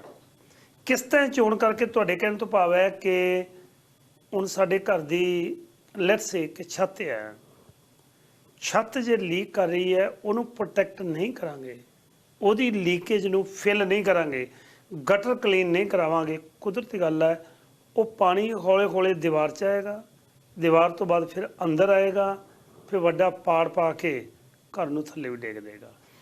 ਪ੍ਰੋਟੈਕਸ਼ਨ ਹੈ ਜਿਹੜੀ ਉਹ ਜਿਵੇਂ ਘਰ ਨੂੰ ਜ਼ਰੂਰਤ ਹੈ, ਇਸੇ ਤਰ੍ਹਾਂ ਸਾਡੀ ਲਾਈਫ ਦੀ ਜ਼ਰੂਰਤ ਹੈ। ਹੁਣ ਮੈਂ ਥੋੜ੍ਹਾ ਜਿਹਾ ਪਹਿਲਾਂ ਗੱਲ ਕਰਾਂਗਾ ਡਿਸੇਬਿਲਿਟੀ ਦੀ। ਕੰਮ ਕਰਦਾ ਕੋਈ ਵਿਅਕਤੀ, ਚੰਗਾ ਭਲਾ ਸੋਹਣਾ ਕੰਮ ਚੱਲ ਰਿਹਾ, ਉਹਦਾ ਰੁਜ਼ਗਾਰ ਸੋਹਣਾ ਚੱਲ ਰਿਹਾ, ਰੋਜ਼ਾਨਾ ਕੰਮ ਤੇ ਜਾਂਦਾ ਹੈ, ਐਕਸੀਡੈਂਟ ਹੋ ਗਿਆ, ਕੰਮ ਤੇ ਹੀ ਐਕਸੀਡੈਂਟ ਹੋ ਗਿਆ, ਉਸ ਡਿਸੇਬਿਲਿਟੀ ਦੇ ਵਿੱਚ ਕਿੰਨਾ ਕਲੀਜੀਬਲ ਹੈ? ਜਿਹੜਾ ਵਿਅਕਤੀ ਮੰਨ ਲਓ $5000 ਮਹੀਨੇ ਦਾ ਕਮਾ ਰਿਹਾ, ਉਹਦਾ ਚੈੱਕ 5000 ਦਾ ਆਉਂਦਾ ਸੀ, ਡਿਸੇਬਿਲਿਟੀ 'ਚ ਕਿੰਨੇ ਪੈਸੇ ਮਿਲਣਗੇ? ਹਾਂਜੀ, ਬਹੁਤ ਵਧੀਆ ਕੁਐਸਚਨ ਹੈ ਜੀ। ਡਿਸੇਬਿਲਿਟੀ ਹੈ, ਇਨਸਾਨ ਡਿਸਏਬਲ ਹੋ ਗਿਆ, 24 ਘੰਟੇ ਕਵਰੇਜ ਹੈ ਜੀ, ਇਕੱਲੇ ਕੰਮ ਤੇ ਨਹੀਂ। ਅੱਛਾ, 24 ਘੰਟੇ ਤੁਸੀਂ ਆਪਦੇ ਘਰੇ ਹੋ, ਤੁਸੀਂ ਗਟਰ ਕਲੀਨ ਦੀ ਗੱਲ ਕੀਤੀ, ਮੈਂ ਗਟਰ ਕਲੀਨ ਕਰ ਰਿਹਾ, ਉੱਥੇ ਸੱਟ ਲੱਗ ਗਈ, ਫਿਰ ਤਾਂ ਵੀ ਕਵਰੇਜ ਹੈਗੀ ਹੈ। ਬੱਚਿਆਂ ਨਾਲ ਖੇਡ ਰਹੇ ਆ, ਉੱਥੇ ਸੱਟ ਪੇਟ ਲੱਗ ਗਈ, ਉੱਥੇ ਵੀ ਕਵਰੇਜ ਹੈ। 24 ਘੰਟੇ ਸਾਡੀ ਕਵਰੇਜ ਹੈਗੀ, ਨਾ ਕਿ ਇਕੱਲੇ ਹੀ ਸਿਰਫ ਕੰਮ ਤੇ ਹੈਗੀ ਹੈ। ਇਸੇ ਕਰਕੇ ਡਿਸੇਬਿਲਿਟੀ ਤੁਹਾਨੂੰ ਜ਼ਰੂਰੀ ਹੈਗੀ ਹੈ। ਜੇ ਤੁਸੀਂ ਇਨਕਮ ਆਪਾਂ ਘਰੇ ਲੈ ਕੇ ਆਉਣੇ ਆ, ਜੇ ਕੰਮ ਤੇ ਨਹੀਂ ਅਸੀਂ ਜਾ ਸਕਦੇ, ਤਾਂ ਸਾਨੂੰ ਡਿਸੇਬਿਲਿਟੀ ਦੀ ਜ਼ਰੂਰਤ ਹੈਗੀ ਹੈ। ਹੁਣ ਡਿਸੇਬਿਲਿਟੀ ਕਿੰਨੇ ਅਮਾਊਂਟ ਦੀ ਚਾਹੀਦੀ ਹੈ? ਹੁਣ ਜ਼ਰੂਰੀ ਨਹੀਂ ਅਸੀਂ 5000 ਬਣਾਉਣੇ ਆ, ਸਾਨੂੰ 5000 ਤੱਕ ਹੀ ਪ੍ਰੋਟੈਕਸ਼ਨ ਕਰਨੀ ਹੈ। ਹੁਣ ਸਾਨੂੰ ਪਤਾ ਵੀ ਸਾਡੇ ਖਰਚੇ 3000 ਨਾਲ ਵੀ ਚੱਲ ਸਕਦੇ ਨੇ, ਅਸੀਂ 3000 ਦੇ ਵੀ ਡਿਸੇਬਿਲਿਟੀ ਕਰਾ ਸਕਦੇ ਹਾਂ। ਜਦੋਂ ਅਸੀਂ ਡਿਸੇਬਲ ਹੋ ਜਾਂਦਾ ਇਨਸਾਨ, ਭਾਵੇਂ ਸੱਟ ਲੱਗ ਜਾਵੇ, ਅਸੀਂ ਡਿਸੇਬਿਲਿਟੀ 2 ਤਰੀਕੇ ਦੀ ਇਕੱਲੀ ਹਾਂ, ਇਹ ਕਲੀਅਰ ਕਰੇ ਥੋੜ੍ਹਾ। ਕਈ ਵਾਰੀ ਕਹਿੰਦੇ ਨਾ ਡਿਸੇਬਲ, ਮੰਨ ਲਓ ਕੋਈ ਕਿਸੇ ਕਾਰਨ ਕਰਕੇ ਬਾਈਕ ਤੇ ਜਾ ਰਿਹਾ ਜਾਂ ਰਸਤੇ ਤੁਰਿਆ ਜਾਂਦਾ, ਜਾਂ ਤੁਸੀਂ ਗਟਰ ਦੀ ਗੱਲਬਾਤ ਕੀਤੀ, ਉੱਥੋਂ ਡਿੱਗ ਪਏ, ਸੱਟ ਵੱਜ ਗਈ, ਕਿਸੇ ਦਾ ਕਸੂਰ ਹੈ ਹੀ ਨਹੀਂ, ਕਸੂਰ ਤਾਂ ਮੇਰਾ ਆਪਣਾ। ਜਿਵੇਂ ਡਿੱਗ ਗਿਆ, ਉਹਦੇ 'ਚ ਡਿਸੇਬਿਲਿਟੀ ਕਿਵੇਂ ਕਵਰ ਕਰਦੀ ਹੈ? ਹਾਂਜੀ, ਡਿਸੇਬਿਲਿਟੀ ਜਿਹਨੇ ਕਰਾਈ ਹੋਈ ਆਪਦੀ ਇਨਕਮ ਦੇ ਹਿਸਾਬ ਨਾਲ, ਸੱਟ ਲੱਗ ਗਈ, ਸਾਈਕਲ ਤੇ ਡਿੱਗ ਪਏ, ਸਕੇਟਬੋਰਡ ਕਰਦੇ ਡਿੱਗ ਪਏ, ਖੇਡਦੇ ਸੱਟ ਲੱਗ ਗਈ, ਹੁਣ ਕੰਮ ਤੇ ਨਹੀਂ ਜਾ ਸਕਦੇ, ਡਾਕਟਰ ਦਾ ਨੋਟ ਚਾਹੀਦਾ ਜੀ। ਜਿਹੜੀ ਸਾਡੀ ਜਿੰਨੇ ਅਮਾਊਂਟ ਦੀ ਅਸੀਂ ਕਰਾਈ ਹੋਈ ਹੈ, ਸੱਟ ਲੱਗ ਗਈ, ਉਹ ਸਾਨੂੰ ਸੱਟ ਦੇ ਪੈਸੇ ਮਿਲਦੇ ਰਹਿਣਗੇ ਜਿੰਨਾ ਚਿਰ ਅਸੀਂ ਕੰਮ ਤੇ ਨਹੀਂ ਜਾਂਦੇ। ਓਕੇ, ਡਿਸੇਬਿਲਿਟੀ 'ਚ ਇਹ ਵੀ ਹੁੰਦਾ ਹੈ, ਜੇ ਹੁਣ ਐਗਜ਼ਾਮਪਲ $100 ਕੇਸ ਤੇ ਆ, ਸਾਡਾ ਹੁਣ $5000 ਕਵਰ ਹੈ $100 ਦੇ ਨਾਲ। ਹੁਣ $100 ਬੰਦ ਹੋ ਗਿਆ, 5000 ਆਉਣਾ ਸ਼ੁਰੂ ਹੋ ਗਿਆ ਜਦੋਂ ਡਿਸੇਬਲ ਹੋ ਜਾਂਦਾ। ਇੱਕ ਕਿਸ਼ਤ ਵੀ ਬੰਦ ਹੋ ਜਾਂਦੀ ਹੈ। ਫਿਰ ਨਾਲ ਅਸੀਂ ਸਿਕਨੈਸ ਵੀ ਐਡ ਕਰ ਸਕਦੇ ਹਾਂ। ਅੱਛਾ, ਹਾਂਜੀ, ਇੱਕ ਤਾਂ ਹੋ ਗਈ ਕੋਈ ਸੱਟ, ਸੱਟ ਦਾ ਮਤਲਬ ਕੋਈ ਵੀ ਸੱਟ, ਕਿਸੇ ਤਰ੍ਹਾਂ, ਹਾਂ, ਕਿਸੇ ਵੀ ਤਰੀਕੇ ਦੀ ਸੱਟ ਲੱਗ ਜੀ। ਹੁਣ ਸਿਕਨੈਸ ਵੀ ਇਦਾਂ ਹੀ ਹੈ, ਕਿਸੇ ਵੀ ਤਰੀਕੇ ਦੀ ਸਿਕਨੈਸ ਹੋ ਗਈ, ਅਨੇਬਲ ਟੂ ਵਰਕ ਹੋ ਗਿਆ, ਅਸੀਂ ਕੰਮ ਤੇ ਨਹੀਂ ਜਾ ਸਕਦੇ, ਸਿਕਨੈਸ ਹੋ ਗਈ, ਕੋਈ ਬਿਮਾਰੀ, ਕੋਈ ਨਹੀਂ ਪਤਾ, ਸਾਨੂੰ ਨਾ ਨਹੀਂ ਪਤਾ, ਨਾ ਹੀ ਡਿਸੇਬਿਲਿਟੀ ਬਾਰੇ ਪਤਾ, ਨਾ ਇੰਜਰੀ ਬਾਰੇ ਪਤਾ, ਕਿੱਦਾਂ ਦੀ ਵੀ ਇੰਜਰੀ ਹੋ ਜਾਵੇ, ਡਿੱਗ ਕੇ ਪੈਰ ਸਲਿੱਪ ਕਰ ਗਿਆ, ਐਕਸੀਡੈਂਟ ਹੋ ਗਿਆ, ਉਹ ਹਰੇਕ ਚੀਜ਼ਾਂ ਕਵਰ ਨੇ। ਇਸ ਕਰਕੇ ਹਰੇਕ ਨੂੰ ਐਨਕਰੇਜ ਕਰਦਾ, ਭਾਵੇਂ ਜਿਹੜੇ ਰੋਡ ਤੇ ਨੇ, ਸਪੈਸ਼ਲੀ ਊਬਰ, ਟਰੱਕਰ, ਆਪਾਂ ਕੰਸਟਰਕਸ਼ਨ 'ਚ ਆ, ਬਲੂ ਕਾਲਰ ਨੂੰ ਸਪੈਸ਼ਲੀ ਡਿਸੇਬਿਲਿਟੀ ਜ਼ਿਆਦਾ, ਕਿਉਂਕਿ ਸੱਟ ਦੇ ਚਾਂਸ ਜ਼ਿਆਦਾ ਨੇ। ਨੇਲ ਲਾਉਣ ਲੱਗਿਆ, ਪਤਾ ਨੇਲ ਗਲਤ ਲੱਗ ਗਿਆ, ਅੰਗੂਠੇ ਲੱਗ ਗਏ, ਹੁਣ ਕੰਮ ਤੇ ਨਹੀਂ ਜਾ ਸਕਦੇ, ਹੁਣ ਘਰੇ ਬੈਠੇ ਆ, ਸਾਨੂੰ ਪਤਾ ਵੀ ਫਿਰ ਪੈਸੇ ਕਿੱਥੋਂ ਆਉਣਗੇ, ਪਰ ਸਾਨੂੰ ਇਹ ਪਤਾ ਵੀ ਡਿਸੇਬਿਲਿਟੀ ਕਰਾਈ ਹੋਈ ਹੈ, ਭਾਵੇਂ ਅਸੀਂ 2 ਹਫ਼ਤੇ ਆਫ ਆ, 2 ਹਫ਼ਤਿਆਂ ਦੇ ਪੈਸੇ ਮਿਲ ਗਏ, ਭਾਵੇਂ 1 ਹਫ਼ਤਾ ਆਫ ਹੈ, 1 ਹਫ਼ਤੇ ਦੇ ਪੈਸੇ ਮਿਲ ਗਏ। ਹੁਣ ਜ਼ਰੂਰੀ ਨਹੀਂ ਵੀ ਅਸੀਂ 2 ਮਹੀਨੇ 3 ਮਹੀਨੇ ਆਫ, ਹਾਂ, ਨਹੀਂ ਚਾਹੁੰਦੇ ਸੱਟ ਕਿਸੇ ਨੂੰ ਵੀ ਲੱਗੇ, ਪਰ ਸੱਟ ਲੱਗੇ ਪਰ ਘਰੇ ਬਹਿ ਕੇ ਪੈਸੇ ਮਿਲਦੇ ਆ, ਉਦੋਂ ਤੁਹਾਨੂੰ ਅਹਿਸਾਸ ਹੁੰਦਾ ਵੀ ਵਾਕਿਆ ਹੀ। ਅੱਛਾ, ਇੱਕ ਕੁਦਰਤੀ ਤੁਸੀਂ ਗੱਲ ਕੀਤੀ ਹੈ ਨਾ, ਜਿਹੜੀ ਵੀ ਕੰਸਟਰਕਸ਼ਨ ਦੇ ਵਿੱਚ, ਮੈਂ ਬਾਅਦ 'ਚ ਆਉਣਾ ਉਬਰ ਤੇ ਟਰਾਂਸਪੋਰਟ ਦੇ ਉੱਤੇ, ਮੈਨੂੰ ਚੇਤੇ ਆ ਮੈਂ ਇੱਕ ਵਾਰੀ ਘਰ ਬਣਾਇਆ, 2009 ਦੀ ਗੱਲ ਹੈ, ਘਰ ਕੰਪਲੀਟ ਹੋ ਗਿਆ, ਬੜਾ ਸੋਹਣਾ। ਪਿੱਛੇ ਲੈਂਡਸਕੇਪਿੰਗ ਵਾਸਤੇ ਉਹ ਫੱਟੇ ਲਾ ਕੇ ਤੇ ਲੈਂਡਸਕੇਪਿੰਗ ਤਿਆਰ ਕਰਦੇ ਸੀ। ਇੱਕ ਆਲੂਆਂ ਜਿਹਾ ਨਵਾਂ ਜਿਹਾ ਮੁੰਡਾ ਉਹਨੇ ਰੱਖਿਆ, ਲੈਂਡਸਕੇਪਿੰਗ ਵਾਲੇ ਨੇ, ਤੇ ਲੈਂਡਸਕੇਪਿੰਗ ਉਹ ਥੱਲੇ ਫੜ ਕੇ ਉੱਪਰੋਂ ਹਥੌੜੇ ਨਾਲ ਉਹ ਠੋਕ ਰਿਹਾ ਸੀ ਕਿ ਡੰਡਾ ਥੱਲੇ ਚਲਾ ਜਾਵੇ ਤਾਂ ਜੋ ਜਿਹੜੀ ਲੱਕੜ ਲੱਗੀ ਉਹ ਰਹੇ। ਤੇ ਉਹ ਉਹਨਾਂ ਦਾ ਕੰਬੀਨੇਸ਼ਨ ਹੁੰਦਾ, ਉਹਨੇ ਐ ਫੜ ਕੇ, ਅਜੇ ਲੱਕੜ ਲਾਉਣ ਨਹੀਂ ਲੱਗਾ, ਹੱਥ ਉਹਦਾ ਉੱਤੇ ਸੀ ਤੇ ਉੱਤੋਂ ਮੋਟਾ ਥੋੜਾ ਵੱਜਿਆ। ਮੈਂ ਉਹ ਚੀਕਾਂ ਤੇ ਉਹ ਦਰਦ ਅੱਜ ਵੀ ਮਹਿਸੂਸ ਕਰਦਾ। ਉਹ ਮੁੰਡਾ ਉਸ ਤੋਂ ਬਾਅਦ ਉਹਦਾ ਇੱਕ ਹੱਥ ਪੂਰਨ ਤੌਰ ਤੇ ਚਲਾ ਗਿਆ, ਇੰਨਾ ਜ਼ੋਰ ਕੇ ਵੱਜਿਆ ਕਿ ਉਹਦੀਆਂ ਹੱਥ ਦੀਆਂ ਆਹ ਹੱਡੀਆਂ ਸੀ ਜਿਹੜੀਆਂ, ਕਿਉਂਕਿ ਪੂਰੇ ਜ਼ੋਰ ਨਾਲ ਉਹ ਥੋੜਾ ਮਾਰ ਰਿਹਾ ਸੀ, ਅਜੇ ਉਹਨੇ ਕਿੱਲਾ ਸਿੱਧਾ ਹੀ ਕਰਨਾ ਸੀ ਤੇ ਉੱਤੇ ਥੋੜਾ ਆ ਗਿਆ, ਉਹਦੀਆਂ ਸਾਰੀਆਂ ਹੱਡੀਆਂ ਟੁੱਟ ਗਈਆਂ, ਉਂਗਲਾਂ ਦੀ ਫੰਕਸ਼ਨ ਕਰਨੋਂ ਹਟ ਗਿਆ। ਇਹੋ ਜਿਹੇ ਕੇਸ ਦੇ ਵਿੱਚ ਕੀ ਦਿੰਦੇ ਆ? ਥੋੜਾ ਜਿਹਾ ਇਹ ਕਲੀਅਰ ਕਰਨਾ ਬਹੁਤ ਜ਼ਰੂਰੀ ਹੈ। ਹਾਂਜੀ ਬਿਲਕੁਲ ਜੀ, ਡਿਸੇਬਿਲਿਟੀ ਹੈ, ਜਿੱਦਾਂ ਹੁਣ ਐਗਜ਼ਾਮਪਲ 2 ਸਾਲ ਪੈਸੇ ਮਿਲ ਸਕਦੇ ਆ, 5 ਸਾਲ ਪੈਸੇ ਮਿਲ, 70 ਸਾਲ ਦੀ ਏਜ ਤੱਕ ਪੈਸੇ ਮਿਲ ਸਕਦੇ ਆ ਜਸਟ। ਅੱਛਾ, ਹੁਣ ਇਹ ਵੀ ਅਨਏਬਲ ਟੂ ਵਰਕ ਆ ਤੁਹਾਡੇ ਆਕੂਪੇਸ਼ਨ ਦੇ ਵਿੱਚ, ਜਿਹੜਾ ਤੁਸੀਂ ਆਕੂਪੇਸ਼ਨ ਕਰਦੇ ਆ ਉਹ ਤੁਸੀਂ 2 ਸਾਲ 5 ਸਾਲ 65 ਸਾਲ ਤੱਕ ਤੁਸੀਂ ਲਗਾਤਾਰ ਪੈਸੇ ਲੈ ਸਕਦੇ, ਅਨਏਬਲ ਟੂ ਵਰਕ ਜਿਹੜਾ ਤੁਸੀਂ ਕੰਮ ਕਰਦੇ ਹੋ। ਓਕੇ। ਹੁਣ ਇਹ ਵੀ ਐਟਲੀਸਟ ਜਿਹੜਾ ਬੰਦਾ ਵੀ ਨਾਰਮਲ ਨਹੀਂ ਹੁੰਦਾ ਜਦ ਤੱਕ, ਉਦੋਂ ਤੱਕ ਤਾਂ ਤੁਸੀਂ ਆਫ ਹੈਗੇ ਹੀ ਹੈਗੇ ਹੋ। ਉਦੋਂ ਬਾਅਦ 'ਚ ਵੀ ਉਹਦੇ 'ਚ ਬਰੀਕ ਅੱਖਰਾਂ 'ਚ ਇਹ ਵੀ ਤੁਹਾਡਾ ਆਕੂਪੇਸ਼ਨ ਕੀ ਹੈ। ਐਗਜ਼ਾਮਪਲ ਜੇ ਹੁਣ ਤੁਹਾਡਾ ਆਕੂਪੇਸ਼ਨ ਐਜ਼ ਅ ਹੋਸਟ ਹੋ ਤੁਸੀਂ, ਹੁਣ ਜੇ ਤੁਹਾਡੇ ਹੱਥ 'ਤੇ ਸੱਟ ਲੱਗ, ਐਗਜ਼ਾਮਪਲ ਐਜ਼ ਅ ਤੌਰ ਆਪਾਂ ਨਹੀਂ ਚਾਹੁੰਦੇ ਲੱਗ ਜਾਵੇ, ਪਰ ਜੇ ਲੱਗ ਗਈ, ਹੁਣ ਤੁਹਾਡਾ ਕੰਮ ਤਾਂ ਹੈਗਾ, ਤੁਸੀਂ ਇਹ ਨਹੀਂ ਕਹਿ ਸਕਦੇ ਤੁਹਾਨੂੰ ਤੁਸੀਂ ਹੁਣ ਐਂ ਕਰੋ ਹੋਸਟ ਛੱਡ ਕੇ ਤੁਸੀਂ ਮੈਕਡੋਨਲਡ 'ਚ ਕੰਮ ਕਰ ਲਓ। ਓਕੇ। ਤੁਹਾਡਾ ਜਿਹੜਾ ਓਨ ਆਕੂਪੇਸ਼ਨ ਹੈ, ਤੁਸੀਂ ਉਸੇ ਆਕੂਪੇਸ਼ਨ 'ਚ ਤੁਸੀਂ ਅਨਏਬਲ ਟੂ ਵਰਕ ਹੋ, ਤੁਸੀਂ ਉਹੀ ਹੋਊਗਾ। ਜੇ ਤੁਸੀਂ ਕੰਮ ਕਰਨ ਵੀ ਲੱਗ ਜਾਂਦੇ ਹੋ ਪਰ ਤੁਹਾਨੂੰ ਡਿਸੇਬਿਲਿਟੀ ਮਿਲਦੀ ਰਹੂਗੀ, ਕਿਉਂਕਿ ਤੁਸੀਂ ਆਪਦੇ ਆਕੂਪੇਸ਼ਨ ਕਰਕੇ ਹੀ ਤੁਸੀਂ ਡਿਸੇਬਿਲਿਟੀ ਲਈ ਸੀ। ਓਕੇ, ਅੱਛਾ, ਇਹ ਬੜੀ ਵਧੀਆ ਗੱਲ ਤੁਸੀਂ ਦੱਸੀ ਹੈ ਵੀ ਜਿਹੜੇ ਆਕੂਪੇਸ਼ਨ ਵਿੱਚ ਹੈਗੇ ਹੋ, ਬਿਲਕੁਲ ਜੀ, ਵੀ ਉਸੇ ਆਕੂਪੇਸ਼ਨ ਦਾ ਜੋ ਮੈਂ ਬਣਾ ਰਿਹਾ ਉਹਨੇ ਪੈਸੇ ਮਿਲਣਗੇ। ਬਿਲਕੁਲ। ਜੇ ਪ੍ਰੋਫੈਸ਼ਨ ਆਪਾਂ ਟਰੱਕਰ ਦੀ ਗੱਲ ਕਰਦੇ ਹਾਂ, ਜਿਹਦਾ ਕੰਮ ਹੀ ਟਰੱਕਿੰਗ ਦਾ ਜੀ, ਡਰਾਈਵਿੰਗ ਹੈ, ਡਰਾਈਵਿੰਗ ਦਾ ਹੈ, ਹੁਣ ਕਲਾਸ 1 ਲਾਇਸੈਂਸ ਲਿਆ ਹੋਇਆ, ਹੁਣ ਉਹਨਾਂ ਨੂੰ ਕੱਲ ਨੂੰ ਇਹ ਨਹੀਂ ਕਹਿ ਸਕਦੇ ਤੁਸੀਂ ਐਂ ਕਰੋ ਡਰਾਈਵਿੰਗ ਛੱਡ ਕੇ ਤੁਸੀਂ ਹੁਣ ਹੋਰ ਕੋਈ ਕੰਮ 7-11 ਤੇ ਆ ਜਾਓ, ਗੈਸ ਸਟੇਸ਼ਨ ਤੇ ਆ ਜਾਓ, ਗੈਸ ਸਟੇਸ਼ਨ ਤੇ ਆ ਜਾਓ। ਨਹੀਂ, ਪਰ ਉਹ ਵੀ ਕਹਿੰਦਾ ਮੇਰਾ ਕੰਮ ਹੀ ਉਹੀ ਹੈ, ਮੈਂ ਉਹ ਕੰਮ ਨਹੀਂ ਕਰ ਸਕਦਾ। ਉਹ ਵੀ ਅਸੀਂ ਆਪਸ਼ਨ ਚੂਜ਼ ਕਰ ਸਕਦੇ ਹਾਂ ਵੀ ਉਹਦੇ ਨਾਲ ਵੀ ਜਿੰਨਾ ਚਿਰ ਤੁਸੀਂ ਆਫ ਰਹੋਗੇ ਉਹ ਤੁਹਾਨੂੰ ਪੈਸੇ ਮਿਲਦੇ ਰਹਿਣਗੇ। ਅੱਛਾ, ਇੱਕ ਗੱਲ ਥੋੜੀ ਜਿਹੀ ਕਲੀਅਰ ਕਰਿਓ। ਹਾਂਜੀ, ਟਰੱਕਿੰਗ ਦੀ ਗੱਲ ਕੀਤੀ ਹੈ, ਮੈਂ ਉਬਰ ਵਾਲੇ ਪਾਸੇ ਬਾਅਦ ਚ ਆਊਂਗਾ। ਠੀਕ ਹੈ ਜੀ। ਟਰੱਕਿੰਗ ਦੇ ਵਿੱਚ ਕੋਈ ਬੰਦਾ ਲੈਟਸ ਸੇ ਕਿ ਡਰਾਈਵਿੰਗ ਕਰਦਾ, ਪ੍ਰਮਾਤਮਾ ਨਾ ਕਰੇ, ਉਹ ਤੇ ਐਕਸੀਡੈਂਟ ਹੁੰਦੇ ਆ, ਐਕਸੀਡੈਂਟ 'ਚ ਡਿਸੇਬਲ ਹੋ ਗਿਆ, ਕਿਉਂਕਿ ਅੱਜ ਥੋੜਾ ਜਿਹਾ ਮੈਂ ਡਿਸੇਬਲ ਦੇ ਉੱਤੇ ਜ਼ਿਆਦਾ ਤੁਹਾਡੇ ਤੋਂ ਜਾਣਕਾਰੀ ਲੈਣੀ ਚਾਹੁੰਦਾ। ਤੁਸੀਂ ਮਾਸਟਰ ਹੋ, ਤੁਸੀਂ ਐਕਸਪਰਟ ਹੋ। ਮਾਣ ਇਸ ਗੱਲ ਦਾ ਹੈ ਕਿ ਕਮਿਊਨਿਟੀ ਦੇ ਵਿੱਚ, ਸਾਡੇ ਭਾਈਚਾਰੇ ਦੇ ਵਿੱਚ ਜਦੋਂ ਕਿਸੇ ਨੂੰ ਇਹ ਹੁੰਦਾ ਹੈ ਨਾ ਕਿ ਲਓ ਜੀ ਸਾਡੀ ਕਮਿਊਨਿਟੀ ਦਾ ਅੱਜ ਪਤਾ ਲੱਗਾ ਹੈ ਕਿ ਮਲੇਸ਼ੀਆ ਦੇ ਵਿੱਚ ਸਾਡਾ ਡਿਪਟੀ ਮੁੱਖ ਮੰਤਰੀ ਸਰਦਾਰ ਬਣਿਆ, ਬੜਾ ਮਾਣ ਹੁੰਦਾ। ਅਤੇ ਜਦੋਂ ਕੈਨੇਡਾ ਦੇ ਵਿੱਚ ਪੰਜਾਬੀ ਭਾਈਚਾਰੇ ਦਾ, ਸਿੱਖ ਭਾਈਚਾਰੇ ਦਾ ਵਿਅਕਤੀ ਇੰਸ਼ੋਰੈਂਸ ਦੇ ਵਿੱਚੋਂ $1 ਮਿਲੀਅਨ ਅਵਾਰਡ ਵਾਲੇ ਕੈਟਾਗਰੀ ਦੇ ਵਿੱਚ ਆਉਂਦਾ, ਪਹਿਲੇ ਨੰਬਰ 'ਤੇ ਆਉਂਦਾ, ਤਾਂ ਖੁਸ਼ੀ ਤਾਂ ਹੁੰਦੀ ਹੈ, ਮਾਣ ਹੁੰਦਾ। ਉਹ ਤਾਂ ਹੀ ਹੈ ਜੇ ਕੋਈ ਨੌਲੇਜ ਹੈ, ਜੇ ਕੋਈ ਪਤਾ ਹੈ, ਪ੍ਰੋਡਕਟ ਬਾਰੇ ਜੇ ਜਾਣਕਾਰੀ ਹੈ। ਹੁਣ ਜਿਹੜੇ ਟਰੱਕਰ ਨੇ, ਟਰੱਕਰ ਲੈਟਸ ਸੇ ਡਰਾਈਵਿੰਗ ਚੱਲਿਆ, ਪ੍ਰਮਾਤਮਾ ਨਾ ਕਰੇ ਕੋਈ ਐਕਸੀਡੈਂਟ ਹੋ ਗਿਆ, ਉਹਦਾ ਐਕਸੀਡੈਂਟ ਦੇ ਵਿੱਚ ਉਹਨੂੰ ਕੰਮ ਤਾਂ ਕਿਸੇ ਨਾਲ ਆਪਣੀ, ਉਹਦੀ ਕੰਪਨੀ ਆਪਣੀ ਹੈ, ਕੀ ਉਹ ਵਰਕਸੇਫ ਦੇ ਅੰਡਰ ਆਉਂਦਾ ਹੈ ਜਾਂ ਫਿਰ ਇੰਸ਼ੋਰੈਂਸ ਹੈ ਜਿਹੜੀ ਉਹ ਕਵਰ ਕਰੇਗੀ? ਆ ਕਲੀਅਰ ਕਰਿਓ ਪਹਿਲਾਂ। ਹਾਂਜੀ, ਬਹੁਤ ਵਧੀਆ ਕੁਐਸਚਨ ਹੈ ਜੀ। ਮੋਸਟਲੀ ਜਿਹੜੇ ਟਰੱਕਰਸ ਨੇ ਉਹਨਾਂ ਨੂੰ ਵਰਕਸੇਫ ਲੈਣੀ ਪੈਂਦੀ ਹੈ, ਕਿਉਂਕਿ ਕਈ ਸਾਈਟ ਇਸ 'ਤੇ ਇਹੋ ਜਿਹੀਆਂ ਸਾਈਟਸ 'ਤੇ ਜਾਂਦੇ, ਉੱਥੇ ਮੈਂਡੇਟਰੀ ਹੋਏ ਤੁਹਾਨੂੰ ਆਪਦੀ ਵਰਕਸੇਫ ਚਾਹੀਦੀ ਹੈ। ਪਰ ਹੁਣ ਵਰਕਸੇਫ ਹੈ ਉਹ ਮਿਨੀਮਮ ਜੇ ਲਈ ਮੋਸਟਲੀ ਸਾਰੇ ਮਿਨੀਮਮ ਲੈਂਦੇ ਨੇ।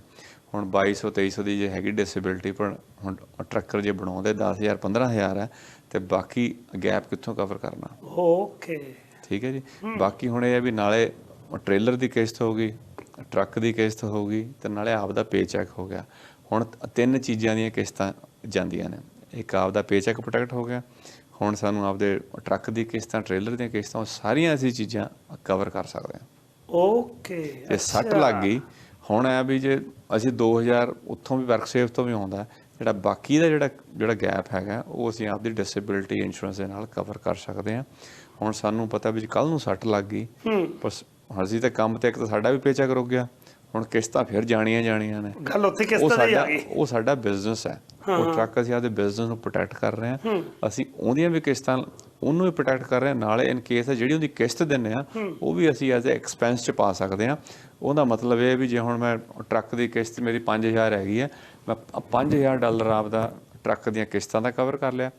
ਹੁਣ ਜਿਹੜੀ ਉਹਦੇ ਵਾਸਤੇ ਕਿਸ਼ਤ ਹੋਊਗੀ $70-80, ਜਿਹੜਾ 5,000 ਵਾਸਤੇ, ਉਹ ਵੀ ਮੈਂ ਆਪਦੀ ਰਾਈਟ ਆਫ ਕਰ ਸਕਦਾ, ਬਿਕੋਜ਼ ਮੈਂ ਆਪਦੇ ਬਿਜ਼ਨਸ ਨੂੰ ਪ੍ਰੋਟੈਕਟ ਕਰ ਰਿਹਾ।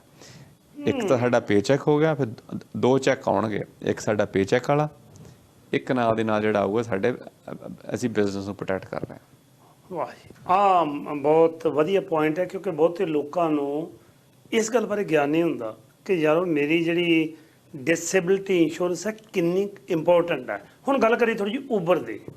ਹੁਣ ਟੈਕਸੀ ਵਾਲਿਆਂ ਨੂੰ ਤਾਂ ਪਤਾ ਹੀ ਹੈ ਕਿ ਬਕਾਇਦਾ ਇੱਕ ਵੱਡੀ ਕੰਪਨੀ ਹੈ ਜਿਹੜੀ ਟੈਕਸੀ ਨੂੰ ਓਨ ਕਰਦੀ ਹੈ, ਅਤੇ ਉਸ ਤੋਂ ਬਾਅਦ ਲੋਕਾਂ ਨੂੰ ਜਿਹੜੇ ਡਰਾਈਵਰ ਨੇ ਉਹਨਾਂ ਦੀ ਇੰਸ਼ੋਰੈਂਸ ਜ਼ਰੂਰੀ ਹੈ।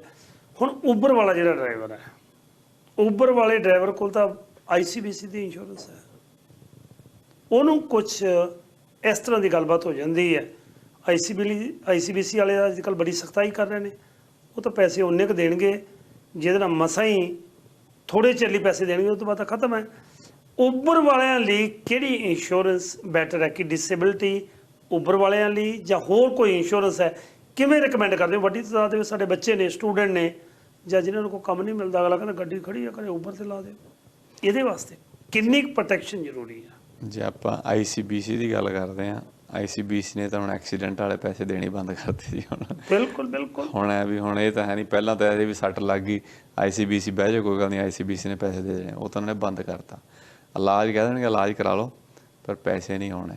ਵਰਕਸ਼ੇਪ ਵੀ ਨਹੀਂ ਹੈਗੀ ਜੇ ਤੁਸੀਂ ਉਬਰ ਚਲਾਉਣੇ। ਹੁਣ ਹੈ ਵੀ ਤੁਸੀਂ ਆਪਦੇ ਆਪ ਨੂੰ ਪ੍ਰੋਟੈਕਟ ਕਰਨਾ। ਹੁਣ ਤੁਹਾਨੂੰ ਪਤਾ ਵੀ ਇਨਕਮ ਅਰਨਰ ਤੁਸੀਂ ਹੋ, ਨਵੀਂ ਗੱਡੀ ਲਈ ਹੋਈ ਹੈ, ਉਬਰ 'ਚ ਪਾਈ ਹੋਈ ਹੈ, ਜਸਟ ਇਨ ਕੇਸ ਸੱਟ ਲੱਗ ਜਾਂਦੀ ਹੈ, ਗੱਡੀ ਦੀਆਂ ਕਿਸ਼ਤਾਂ, ਐਕਸੀਡੈਂਟ, 24 ਘੰਟੇ ਤੁਹਾਡੀ ਕਵਰੇਜ ਆ। ਅੱਛਾ, ਪੀਸ ਆਫ ਮਾਈਂਡ ਵਾਸਤੇ। ਕਿਹੜੀ ਇੰਸ਼ੋਰੈਂਸ ਹੈ? ਇੱਕ ਮਿੰਟ। Disability insurance. ਓਕੇ, ਇਹ ਵੀ ਡਿਸੇਬਿਲਿਟੀ ਹੋ ਗਈ ਜੀ। ਹੁਣ ਡਿਸੇਬਿਲਿਟੀ ਹੈ ਵੀ ਅਸੀਂ ਆਪ ਦਾ ਪੇ ਚੈੱਕ ਪ੍ਰੋਟੈਕਟ ਕਰ ਰਹੇ ਹਾਂ, ਉਬਰ ਚਲਾ ਰਹੇ ਹਾਂ ਅਸੀਂ, ਭਾਵੇਂ ਆਪਦੀ ਪਰਸਨਲ ਕਾਰ 'ਚ ਵੀ ਹਾਂ, ਕਿਤੇ ਵੀ ਹਾਂ, ਸਾਨੂੰ ਐਟਲੀਸਟ ਪ੍ਰੋਟੈਕਸ਼ਨ ਹੈਗੀ ਹੈ। ਸੱਟ ਲੱਗ ਗਈ ਸਾਨੂੰ, ਐਟਲੀਸਟ ਸਾਨੂੰ ਇਹ ਤਾਂ ਪਤਾ ਵੀ ਜਿੰਨੇ ਪੈਸੇ ਅਸੀਂ ਇਨਕਮ ਹੈਗੀ, ਸਾਡੀ ਇਨਕਮ ਤਾਂ ਰਹੂਗੀ, ਸੇਫ ਹੈਗੀ ਹੈ। ਉਬਰ ਵਾਲਿਆਂ ਵਾਸਤੇ ਮੈਂ ਹਮੇਸ਼ਾ ਇਨਕਰੇਜ ਕਰਦਾ, ਕਿਉਂਕਿ ਜਦੋਂ ਆਪਾਂ ਰੋਡ 'ਤੇ ਹਾਂ, ਐਕਸੀਡੈਂਟ ਦਾ ਕੋਈ ਪਤਾ ਨਹੀਂ। ICBC ਨੇ ਤਾਂ ਕੁਛ ਦੇਣਾ ਨਹੀਂ, ਪਰ ਐਟਲੀਸਟ ਸਾਨੂੰ ਇਹ ਤਾਂ ਹੋਵੇ ਕਿ ਸਾਡਾ ਪੇ ਚੈੱਕ ਤਾਂ ਪ੍ਰੋਟੈਕਟ ਹੋਵੇ। ਹੁਣ ਆਪਾਂ ਐਗਜ਼ਾਮਪਲ ਗੱਲ ਕਰਦੇ ਹਾਂ, ਜੇ ਆਪਾਂ $2000 ਦੀ ਆਪਾਂ ਕਵਰੇਜ ਦੀ ਗੱਲ ਕਰਦੇ ਹਾਂ, ਜੇ ਅਸੀਂ $60 ਦੇ ਵੀ ਦਿੱਤੇ ਮਹੀਨੇ ਦੇ $2000 ਖਾਤਰ, ਸਾਲ ਦਾ 1200 ਹੋ ਗਿਆ। 3 ਸਾਲਾਂ ਦਾ ਤੁਸੀਂ ਲਾ ਲਓ, 12 ਦੁਣਾ 24, 3600। 3 ਸਾਲਾਂ 'ਚ 1 ਮਹੀਨਾ ਵੀ ਅਸੀਂ ਘਰੇ ਰਹਿ ਗਏ, ਜਿੰਨੇ ਪੈਸੇ ਦਿੱਤੇ ਨੇ ਉਦੋਂ ਵੱਧ ਹਰੇਕ ਸਾਲ 1 ਮਹੀਨਾ ਵੀ ਰਹਿ ਗਏ, ਜਿੰਨੇ ਦਿੱਤੇ ਉਦੋਂ ਵੱਧ ਸਾਨੂੰ ਪੈਸੇ ਮਿਲ ਜਾਣੇ ਨੇ। ਨਾਲੇ ਪੀਸ ਆਫ ਮਾਈਂਡ ਆ। ਹੁਣ ਇਹ ਵੀ ਸਾਨੂੰ ਇਹ ਤਾਂ ਪਤਾ ਵੀ ਅਸੀਂ ਆਪਦੇ ਨੂੰ ਪ੍ਰੋਟੈਕਟ ਕਰ ਲਿਆ, ਵੀ ਸਾਨੂੰ ਸੱਟ ਲੱਗ ਗਈ, ਸਾਨੂੰ ਚਿੰਤਾ ਲੋੜ ਨਹੀਂ ਹੈਗੀ। ਭਾਵੇਂ 1 ਹਫ਼ਤਾ, 2 ਹਫ਼ਤੇ, 3 ਹਫ਼ਤੇ, ਸਾਨੂੰ ਪਤਾ ਵੀ ਘਰੇ ਬੈਠੇ ਸਾਨੂੰ ਪੈਸੇ ਮਿਲ ਜਾਣਗੇ, ਬਸ ਅਸੀਂ ਆਪਦਾ ਇਲਾਜ ਕਰਾਈਏ, ਸਾਨੂੰ ਕਾਹਲੀ ਨਹੀਂ ਹੈਗੀ ਵਾਪਸ ਕੰਮ 'ਤੇ ਜਾਣ ਦੇ। ਡਿਸੇਬਿਲਿਟੀ ਬਾਰੇ ਅੱਜ ਬੜੀਆਂ ਖੁੱਲ੍ਹ ਕੇ ਆਪਾਂ ਗੱਲਾਂ ਕਰ ਰਹੇ ਹਾਂ। ਲੈਟਸ ਸੇ ਮੈਂ ਆਪਣੀ ਐਗਜ਼ਾਮਪਲ ਦੇ ਹਾਂ, ਚੰਗਾ ਭਲਾ ਬੈਠਾ, ਅਤੇ ਉਸ ਤੋਂ ਬਾਅਦ ਕੋਈ ਇਹੋ ਜਿਹਾ ਅਟੈਕ ਆਉਂਦਾ ਹੈ ਜਿਹਦੇ ਨਾਲ ਤੁਹਾਡੀ ਇੱਕ ਬਾਂਹ ਜਾਂ ਇੱਕ ਲੱਤ ਖੜ੍ਹ ਜਾਂਦੀ ਹੈ, ਅਧਰੰਗ ਹੋ ਜਾਂਦਾ। ਬਹੁਤੇ ਵਿਅਕਤੀ ਵਿਚਾਰੇ ਅਧਰੰਗ ਨਾਲ ਬਹਿ ਜਾਂਦੇ ਆ। ਉਹਦੇ ਨਾਲ ਡਿਸੇਬਿਲਿਟੀ ਉਸ ਨੂੰ ਵੀ ਕਵਰ ਕਰਦੀ ਹੈ? ਕੋਈ ਇੰਸੀਡੈਂਟ ਹੋਵੇ ਉਹਨੂੰ ਵੀ ਕਵਰ ਕਰਦੀ ਹੈ? ਥੋੜ੍ਹਾ ਜਿਹਾ ਕਰਿਓ ਤਾਂ ਕਲੀਅਰ ਹੈ।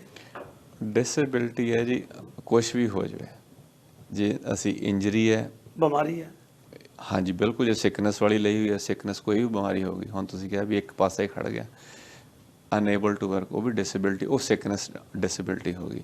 ਇੱਕ ਹੈ ਇੰਜਰੀ ਡਿਸੇਬਿਲਿਟੀ, ਇੱਕ ਹੈ ਸਿਕਨੈਸ ਡਿਸੇਬਿਲਿਟੀ। ਓਕੇ, ਆਹ ਗੱਲ ਬਹੁਤ ਜ਼ਰੂਰੀ ਸੀ। ਠੀਕ ਹੈ, ਸਿਕਨੈਸ ਤੇ ਇੰਜਰੀ। ਹੁਣ ਦੋਵਾਂ ਚੀਜ਼ਾਂ ਇਕੱਠੀਆਂ ਹੋ ਜਾਣਗੀਆਂ, ਪਰ ਮਿਲੂਗੀ ਇੱਕ ਚੀਜ਼, ਜਾਂ ਸਾਨੂੰ ਇੰਜਰੀ ਜਾਂ ਸਾਨੂੰ ਸਿਕਨੈਸ। ਦੋਵੇਂ ਚੀਜ਼ਾਂ ਤਾਂ ਇਕੱਠੀਆਂ ਹੋਣੀਆਂ ਨੇ।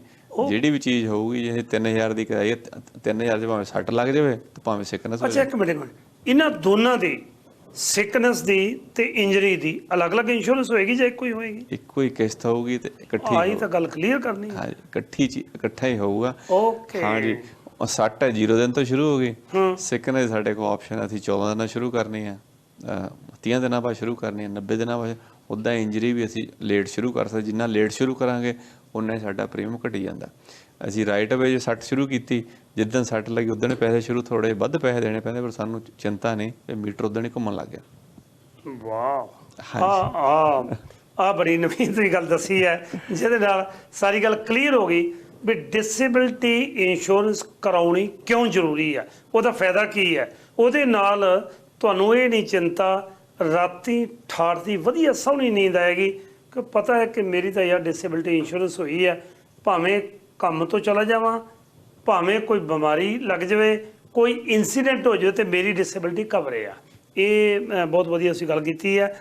ਅੱਗੇ ਥੋੜ੍ਹਾ ਜਿਹਾ ਆਪਾਂ ਗੱਲ ਕਰੀਏ ਜਿਹੜੀ ਕੈਸ਼ ਬੈਕ ਪਾਲਿਸੀ ਆ, ਇੰਸ਼ੋਰੈਂਸ ਲਾਈਫ, ਜ਼ਿੰਦਗੀ ਦੀ, ਜੀਵਨ ਬੀਮਾ ਕਹਿੰਦੇ ਹੁੰਦੇ ਸੀ ਉੱਥੇ, ਜੀਵਨ ਬੀਮਾ ਪੰਜਾਬੀ ਜੀਵਨ ਬੀਮਾ ਹੀ ਆ।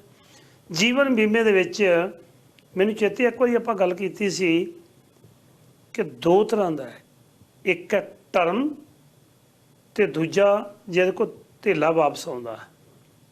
ਟਰਮ, ਇਹਨਾਂ ਦੋਨਾਂ ਦੇ ਵਿੱਚ ਪਹਿਲਾਂ ਤਾਂ ਡਿਫਰੈਂਸ ਦੱਸਿਓ, ਬਾਅਦ 'ਚ ਕੈਸ਼ ਪਾਲਿਸੀ ਦੀ ਗੱਲ ਕਰਦੇ ਹਾਂ।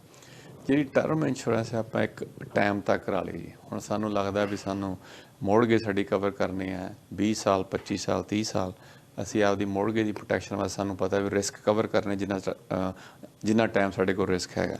ਹੁਣ ਰਿਸਕ ਆਪਾਂ ਕੈਲਕੂਲੇਟ ਕਿੱਦਾਂ ਕਰਦੇ ਹਾਂ, ਕਿੰਨਾ ਚਿਰ ਹੈਗਾ। ਹੁਣ ਬੱਚੇ ਛੋਟੇ ਨੇ, ਜਦ ਤੱਕ ਬੱਚੇ ਆਪਦੇ ਅਡਾਰੂ ਨਹੀਂ ਹੋ ਜਾਂਦੇ ਉਦੋਂ ਤੱਕ ਸਾਨੂੰ ਇੰਸ਼ੋਰੈਂਸ ਦੀ ਲੋੜ ਆ।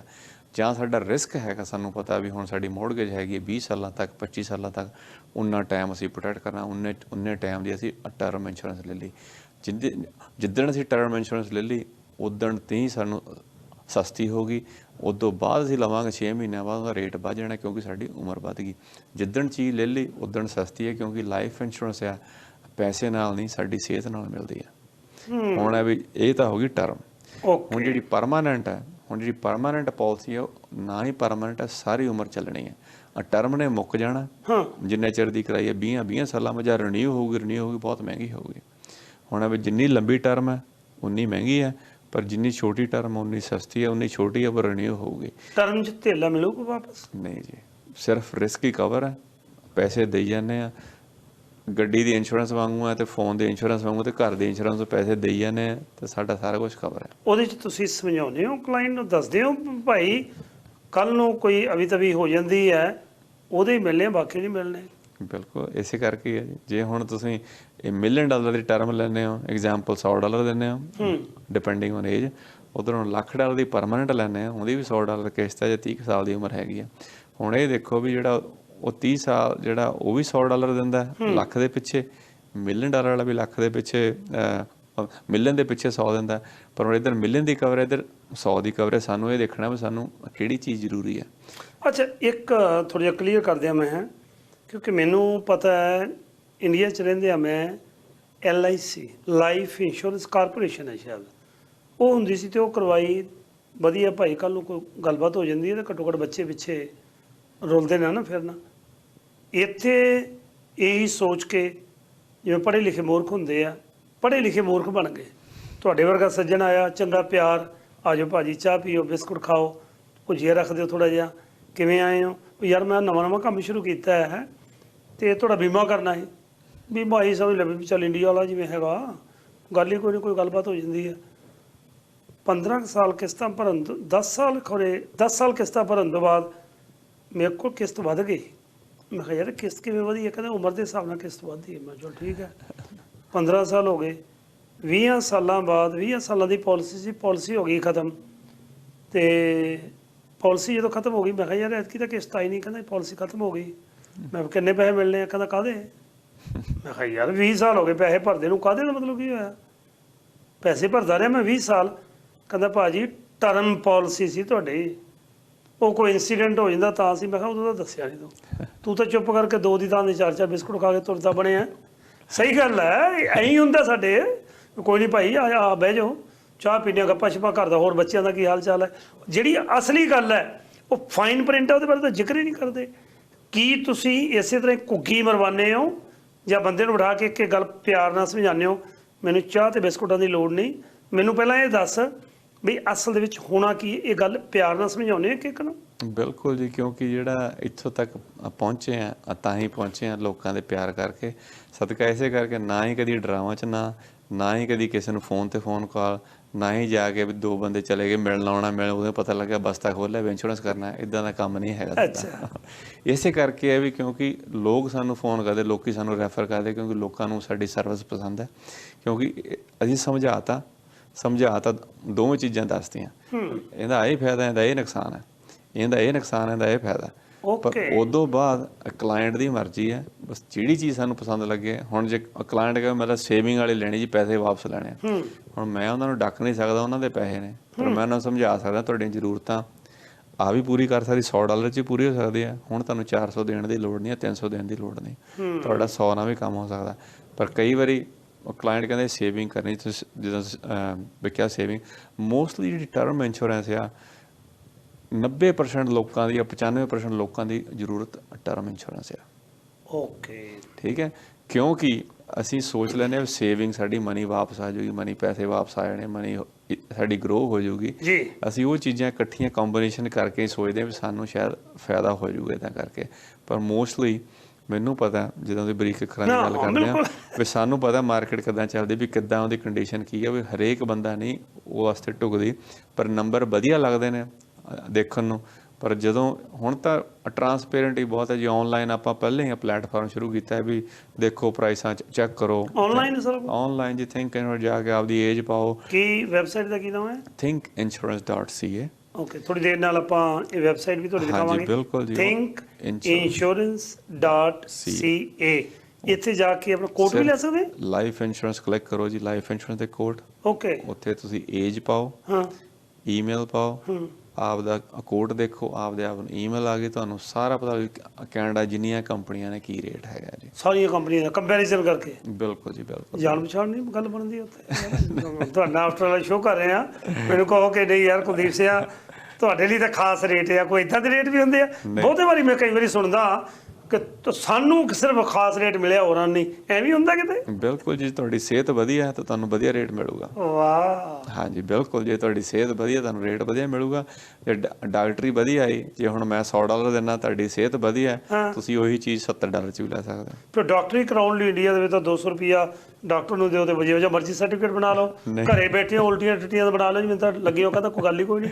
ਇੱਥੇ ਨਹੀਂ ਹੁੰਦੀ? ਨਹੀਂ, ਇੱਥੇ ਕੰਪਨੀਆਂ ਆਪਦੀਆਂ ਡਾਕਟਰੀ ਆਪ ਕਰਾਉਂਦੀਆਂ ਜੀ। ਜੀ ਹਾਂਜੀ, ਕਿਉਂਕਿ ਉਹਦੇ ਨਾਲ ਸਾਰਾ ਕਲੀਅਰ ਕਰ ਰਿਹਾ ਮੈਂ ਥੋੜਾ ਜਿਹਾ। ਬਿਲਕੁਲ ਜੀ, ਸਾਰਾ ਕੁਝ ਟਰਾਂਸਪੇਰੈਂਟ ਹੈ ਇੱਥੇ। ਇਹ ਨਹੀਂ ਹੈਗਾ ਕਿਉਂਕਿ ਡਾਕਟਰ ਕਈ ਵਾਰੀ ਜਦੋਂ ਤੁਸੀਂ ਐਪਲੀਕੇਸ਼ਨ ਕਰਦੇ ਹੋ ਤੇ ਸਾਈਨ ਕਰਦੇ ਨੇ, ਸਾਡੀ ਇਨਫੋਰਮੇਸ਼ਨ ਕਿੱਥੋਂ ਮਰਜ਼ੀ ਲੈ ਲਓ, ਸਾਡਾ ਕ੍ਰੈਡਿਟ ਚੈੱਕ ਕਰ ਲਓ, ਸਾਡੇ ਕੰਮ ਬਾਰੇ ਪਤਾ ਕਰ ਲਓ, ਸਾਡੇ ਹੈਲਥ ਕੰਡੀਸ਼ਨ ਬਾਰੇ ਪਤਾ ਕਰ ਲਓ, ਸਾਡੇ MIB ਤੋਂ ਪਤਾ ਕਰ ਲਓ। ਹੁਣ ਦਾ ਮਤਲਬ MIB ਦਾ ਮਤਲਬ ਇਹ ਪਤਾ ਵੀ ਜਿਹੜੀ MIB ਹੈ ਮੈਡੀਕਲ ਜਿਹੜਾ ਬਿਊਰੋ ਹੈ, ਉੱਥੇ ਸਾਡੀ ਸਾਰੀ ਇਨਫੋਰਮੇਸ਼ਨ ਉੱਥੇ ਪਈ ਹੈ।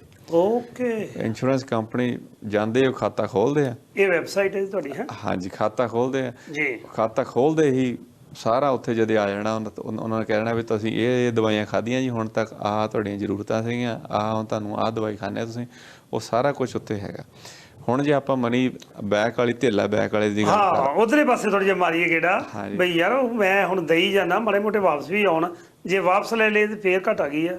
ਹਾਂਜੀ, ਤੁਸੀਂ ਹੈਰਾਨ ਹੋਵੋਗੇ ਜੋ ਵਾਪਸ ਲੈਣ ਵਾਲੇ ਜਿਹੜੀਆਂ ਕੰਪਨੀਆਂ ਜਿਹੜੀਆਂ ਪਰਮਾਨੈਂਟ ਪਾਲਿਸੀਆਂ ਨੇ, ਕਈ ਵਾਰੀ ਸਾਨੂੰ ਕੈਸ਼ ਦਿਖਦਾ ਆ, ਇੱਕ ਪਾਸੇ ਲਾਈਫ ਇੰਸ਼ੋਰੈਂਸ, ਇੱਕ ਬਾਰੇ ਕੈਸ਼ ਆ। ਹਾਂ, ਹੁਣ ਪਹਿਲੀ ਗੱਲ ਤਾਂ ਜੀ ਅਸੀਂ ਹੁਣ 20 ਸਾਲਾਂ 'ਚ ਜੇ $1,00,000 ਦੀ ਇੰਸ਼ੋਰੈਂਸ ਕਰਾਈ, 20 ਸਾਲਾਂ 'ਚ ਅਸੀਂ $24,000 ਦੇਤਾ, $100 ਮਹੀਨੇ ਦੀ ਕਿਸੇ 'ਚ $24,000 ਦੇਤਾ ਐਗਜ਼ਾਮਪਲ। ਹਾਂਜੀ, ਹੁਣ 24,000 ਦੇਤਾ, ਉੱਥੇ 24,000 ਹੋ ਗਿਆ 20 ਸਾਲਾਂ ਬਾਅਦ।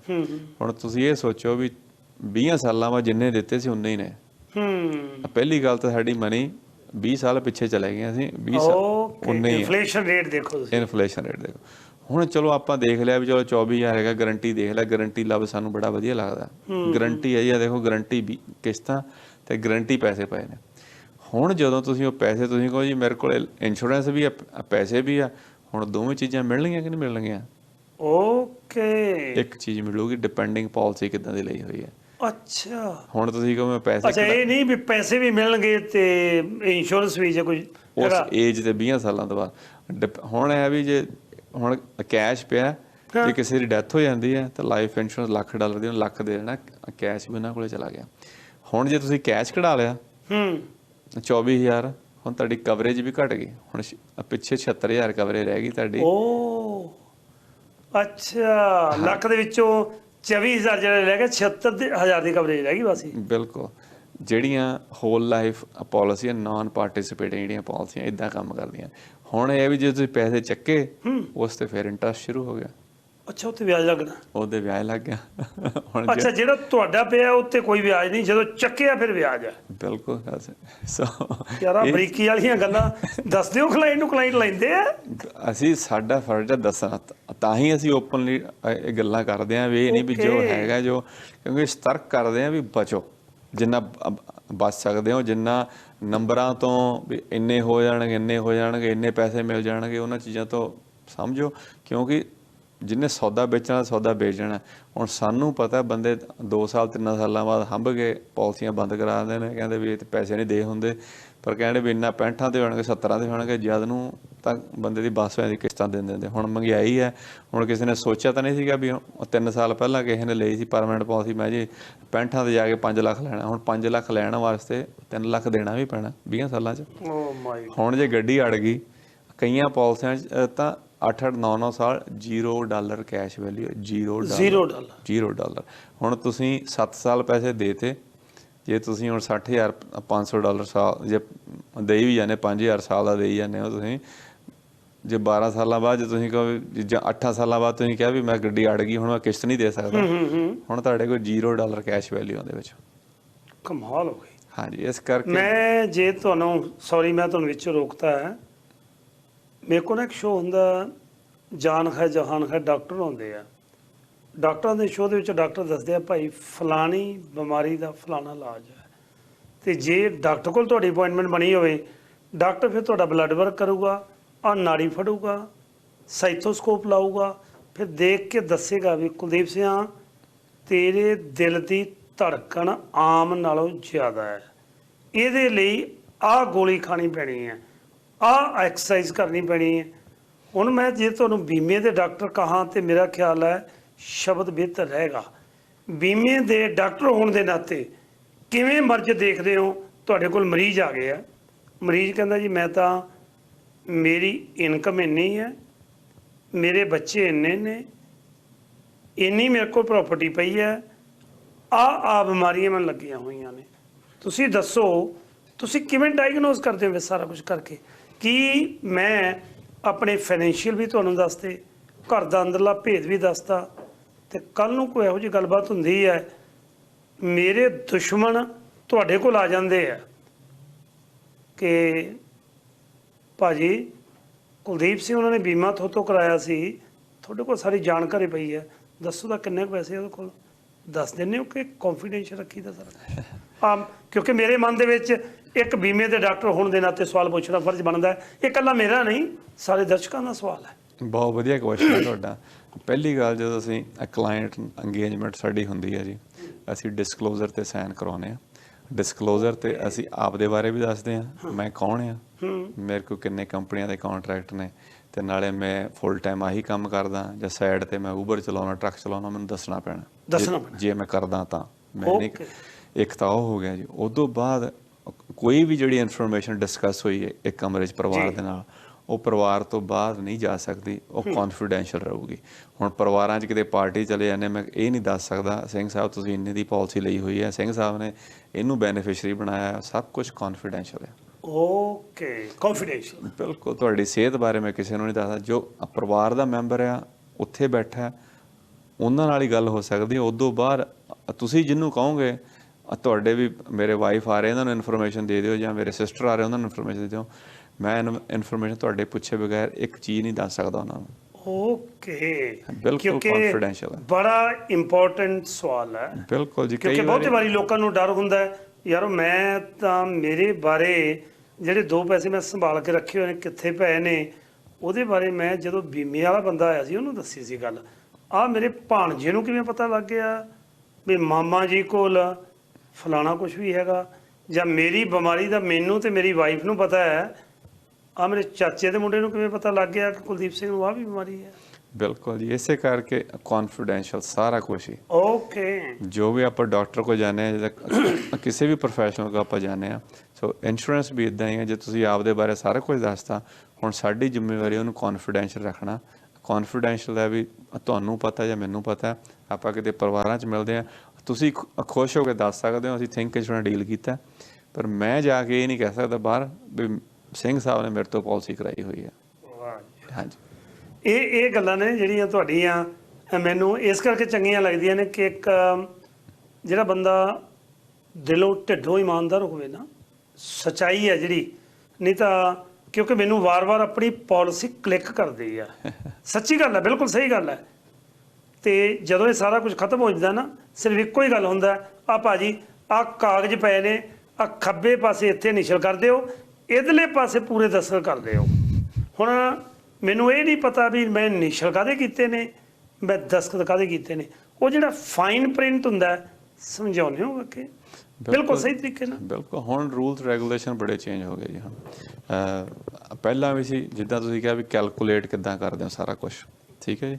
ਅਸੀਂ ਜਦੋਂ ਪਰਿਵਾਰ ਨੂੰ ਮਿਲਦੇ ਸਾਨੂੰ ਪਤਾ ਪਰਿਵਾਰ ਦੀ ਸ਼ਮਤਾ ਕਿੰਨੀ ਹੈ, ਵੀ ਕਿੰਨੇ ਪੈਸੇ ਬਣਾਉਂਦੇ ਨੇ, ਕਿੰਨੇ ਪੈਸੇ ਉਹਨਾਂ ਨੂੰ ਲਾਉਣੇ ਚਾਹੀਦੇ ਨੇ। ਪਹਿਲੀ ਗੱਲ ਤਾਂ ਰਿਸਕ ਕਵਰ ਕਰਨਾ ਸੀ, ਇੰਸ਼ੋਰੈਂਸ ਲੈਣ ਦਾ ਮਤਲਬ ਰਿਸਕ ਮਤਲਬ ਇਹੀ ਹੈ। ਉਦੋਂ ਬਾਅਦ ਬਾਕੀ ਚੀਜ਼ਾਂ ਜੋੜਨ ਵਾਲਾ ਕੁਝ ਵੀ ਹੈ, ਸਾਰਾ ਕੁਝ ਬਾਅਦ ਦੀਆਂ ਗੱਲਾਂ ਨੇ। ਪਹਿਲਾਂ ਗੱਲ ਰਿਸਕ ਹੈ।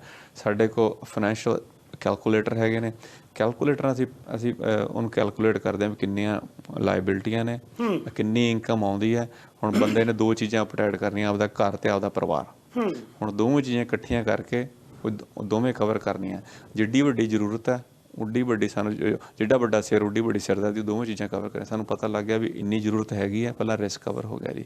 ਫਿਰ ਉਹਨਾਂ ਨੂੰ ਕਹਿ ਦੇਣਾ ਵੀ ਸਾਡੀ ਇੰਨੀਆਂ ਜ਼ਰੂਰਤਾਂ ਹੈਗੀਆਂ ਨੇ ਜੀ। ਓਕੇ। ਫਿਰ ਉਸ ਤੋਂ ਬਾਅਦ ਨੈਕਸਟ ਗੱਲ ਹੋਣੀ ਜੀ। ਓਕੇ, ਸੋ ਇਹਦਾ ਮਤਲਬ ਉਹਨੂੰ ਡਾਇਗਨੋਸ ਕਰ ਲੈਂਦੇ ਹੋ ਸੀ ਵੀ ਇਹਨੂੰ ਕਿਹੜੀ ਚੀਜ਼ ਦੀ ਜ਼ਰੂਰਤ ਹੈ, ਕਿ ਡਿਸੇਬਿਲਿਟੀ ਚਾਹੀਦੀ ਹੈ ਜਾਂ ਇਹਨੂੰ ਲਾਈਫ ਇੰਸ਼ੋਰੈਂਸ ਚਾਹੀਦੀ ਹੈ, ਟਰਮ ਇੰਸ਼ੋਰੈਂਸ ਚਾਹੀਦੀ ਹੈ, ਕੈਸ਼ ਪਾਲਿਸੀ ਚਾਹੀਦੀ ਹੈ।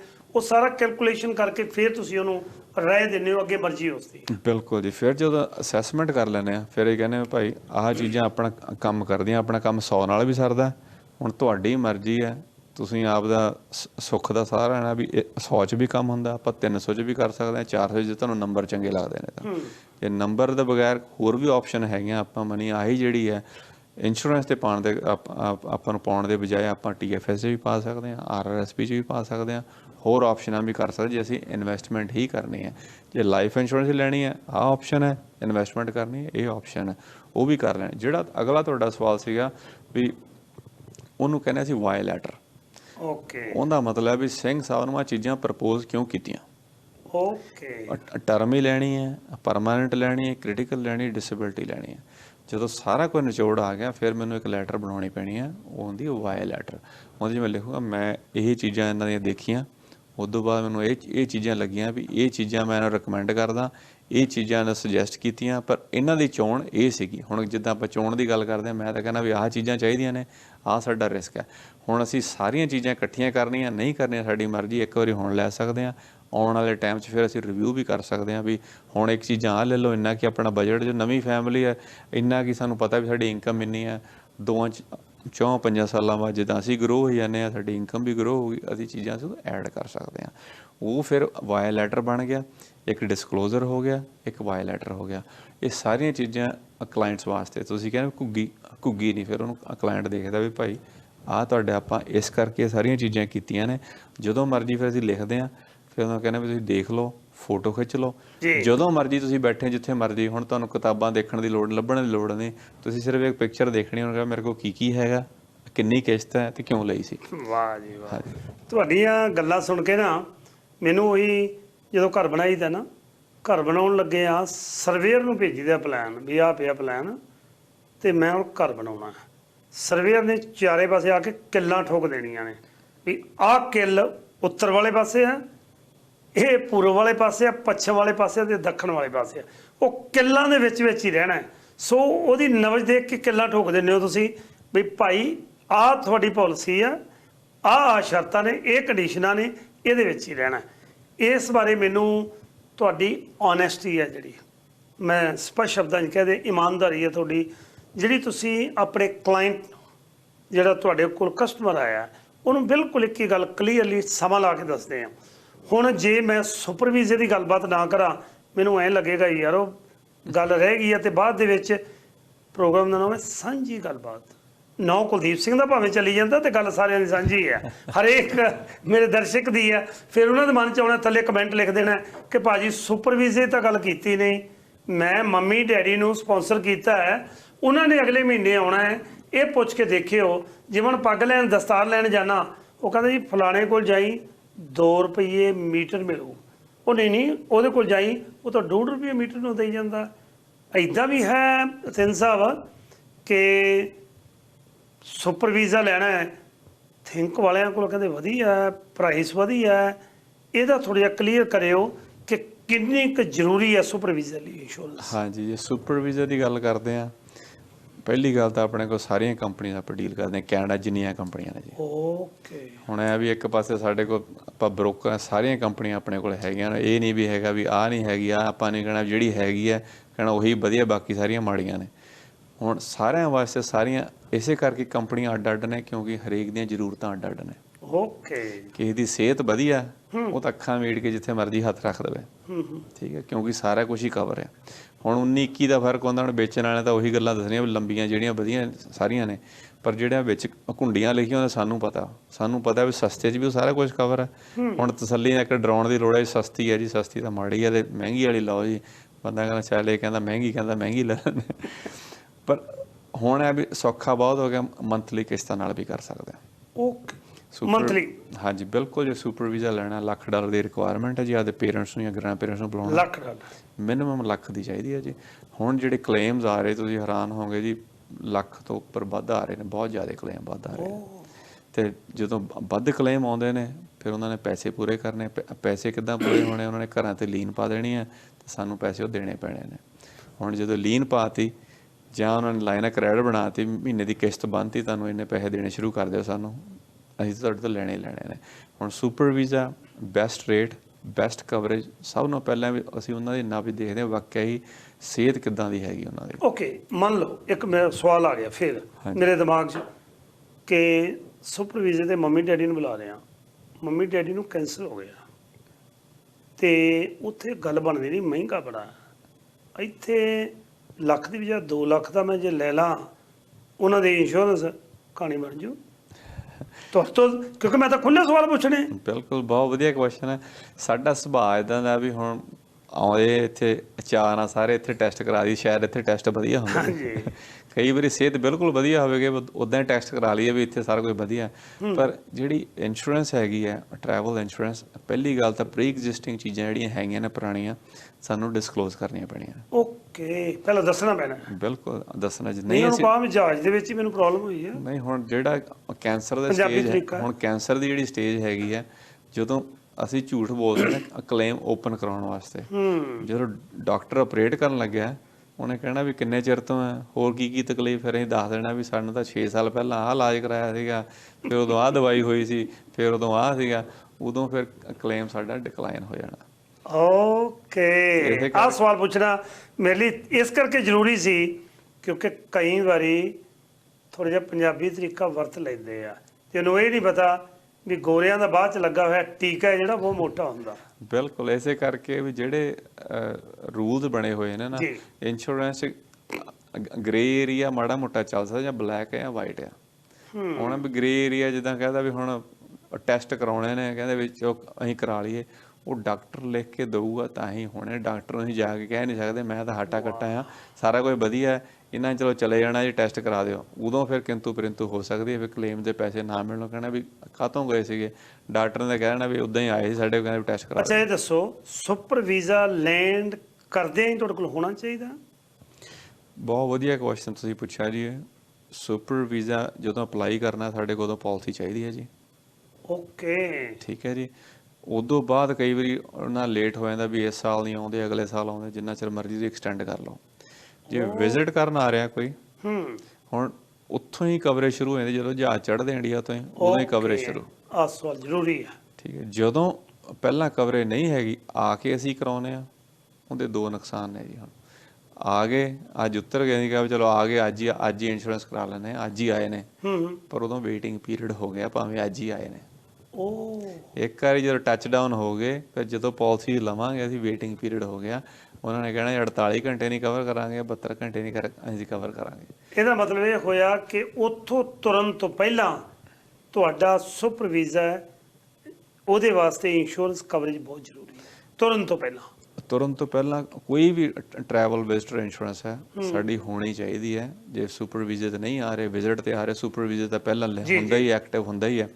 ਪਰ ਜਿਹੜਾ ਵਿਜ਼ਟਰ ਹੈ, ਉਹ ਵੀ ਕਈ ਵਾਰੀ ਸੁਪਰ ਵੀਜ਼ੇ ਤੇ ਵੀ ਇੱਕ ਵਾਰੀ ਡਿਕਲਾਈਨ ਹੋ ਗਿਆ ਸਿਹਤ ਕਰਕੇ, ਹੁਣ ਚਲੋ ਕਹਿੰਦੇ ਵਿਜ਼ਟਰ ਤੇ ਆ ਜਾਓ, ਕਹਿੰਦੇ ਆਏ ਤੋਂ ਕਰਾ ਲਾਂਗੇ, ਉਦੋਂ ਫਿਰ ਕਿੰਤੂ ਪਰੰਤੂ ਆ ਜਾਂਦੀ ਜੀ, ਵੇਟਿੰਗ ਪੀਰੀਅਡ ਹੋ ਜਾਂਦਾ। ਇਸ ਕਰਕੇ ਵੀ ਪਹਿਲਾਂ ਹੀ ਵਧੀਆ ਹੋਵੇ, ਸਾਨੂੰ ਪਤਾ ਵੀ ਕੱਲ ਨੂੰ ਇੱਕ ਵਾਰੀ ਇਦਾਂ ਹੀ ਕਲੇਮ ਆਇਆ ਸੀ ਵੀ ਆਉਣ ਤੋਂ ਬਾਅਦ ਉਹਨਾਂ ਨੇ ਕਿਹਾ ਵੀ ਸੇਮ ਡੇ ਕਰਾ ਲਿਆ, ਸੇਮ ਡੇ ਹੀ ਹੈ ਅੱਜ। ਹੁਣ ਕਿਹਾ ਵੀ ਪੱਕਾ ਨਹੀਂ, ਵੇਟਿੰਗ ਪੀਰੀਅਡ ਚ ਆ ਉਹ ਤਾਂ ਗਿਆ। ਅੱਛਾ, ਹੁਣ ਜਾਂਦੇ ਜਾਂਦੇ ਹਾਂਜੀ। ਬਹੁਤ ਜ਼ਰੂਰੀ ਜਿਹੜੀ ਚੀਜ਼ ਹੈ, ਮੈਂ ਪਾਕਿਸਤਾਨ ਬੈਠਾ ਜਾਂ ਇੰਡੀਆ 'ਚ ਬੈਠਾ ਤੇ ਆ ਪ੍ਰੋਗਰਾਮ ਦੇਖਿਆ ਹੈ ਯਾਰ, ਗੱਲਾਂ ਬੜੀਆਂ ਸਿਆਣੀਆਂ ਕਰ ਰਿਹਾ ਬੰਦਾ, ਤੇ ਇਹਦੇ ਵਿੱਚ ਉੱਥੇ ਬੈਠਾ ਮੈਂ ਸੁਪਰ ਵੀਜ਼ੇ ਵਾਸਤੇ ਇੰਸ਼ੋਰੈਂਸ ਕਰਵਾ ਸਕਦਾ ਬਾਹਰ ਬੈਠਾ ਵਿਦੇਸ਼ ਦੇ ਵਿੱਚ ਹੀ?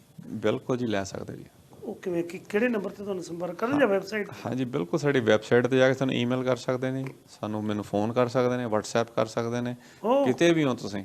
ਬਿਲਕੁਲ ਤੁਸੀਂ ਆਪਦੀ ਇੰਸ਼ੋਰੈਂਸ ਲੈਣੀ ਹੈ, ਆਪਦੇ ਹੁਣ ਜਿਹੜੇ ਪੇਰੈਂਟਸ ਆਉਣਾ, ਉਹਨਾਂ ਨੇ ਪੇਰੈਂਟਸ ਨੇ ਉੱਥੇ ਬੈਠੇ ਵੀ ਪਾਲਿਸੀ ਲੈ ਸਕਦੇ ਆ ਨੇ। ਨੰਬਰ ਥੱਲੇ ਦੇਤਾ ਜੀ, 604 828 7213 604 828 7213 ਤੇ ਜ਼ਿਆਦਾਤਰ ਪਰਮਿੰਦਰ ਸਿੰਘ ਥਿੰਦ ਆਪ ਫੋਨ ਚੁੱਕਦੇ ਨੇ।